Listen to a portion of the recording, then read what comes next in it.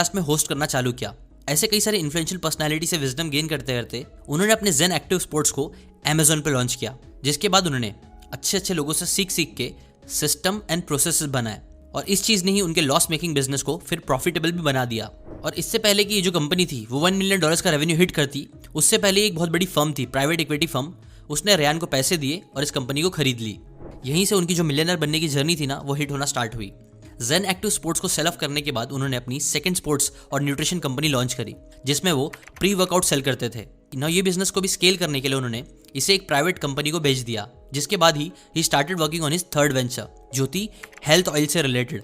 और guess what, इसे भी उन्होंने प्रॉफिटेबल बनाया।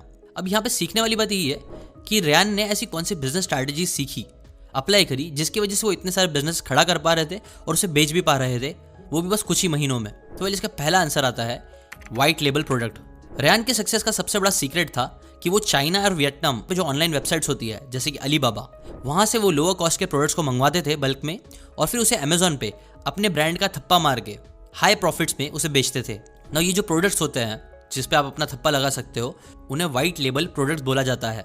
इसका क्लासिक एग्जांपल है माइक्रोमैक्स कंपनी का, जो चाइना के प्राइवेट कंपनी से मोबाइल फोन्स इंपोर्ट करवाती थी और उनके ऊपर माइक्रोमैक्स की ब्रांडिंग करके वो फोन को सेल कर देते थे। मतलब बेसिकली माइक्रोमैक्स कंपनी का कोई मैन्युफैक्चरिंग प्लांट नहीं था, वो बस ब्रांडिंग करके सेल कर रहे थे। और यही चीज़ ऑथर भी करते थे, जो उनका नंबर 1 सीक्रेट भी था। अगर अब हम वापस बुक की बात करें तो ये बुक को बेसिकली ऑथर ने 3 स्टेजेस में डिवाइड करा है, जो वो बोलते हैं आपको फॉलो करना चाहिए $1 मिलियन तक पहुंचने के लिए।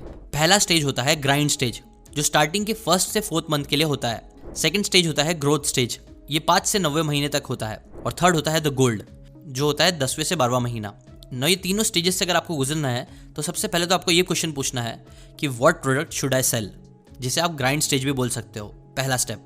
ना यहाँ पे वो पॉल मिलर का एग्जाम्पल बताते हैं। पॉल मिलर एक सक्सेसफुल बिजनेसमैन थे जिन्हें रात को ना बराबर नींद नहीं आती थी।